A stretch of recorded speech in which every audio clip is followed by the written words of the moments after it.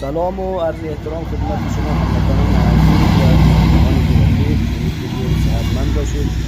محمد رضا هستم، باز از طریق صفحه الماس نماد پریشان خدمت شما آمدیم. امروز با افتخار می‌خواهیم که یک پروژه جدیدی را که تازه به ما سپرده شده است برای شما به اشتراک بگذاریم. موقعیت پروژه ما ولایت پکتیا، شهر گردیز، اده چوب.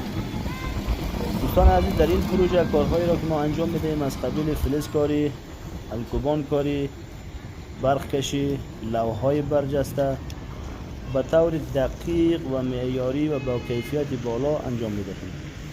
هدف ما این است که کارها را به شکل معیاری و مستحکم و مطابق میل مشتری پیش ببریم. در جریان این پروژه شما شاهد تمام مراحل کارهای ما خواهید بود، از شروع تا تکمیل نهایی. دوستان عزیز، قدم به قدم با ما همراه باشید. تشکر از حمایت همیشگیتان. ویدیوهای بعدی ما را از دست ندهید. موفق و معید باشید.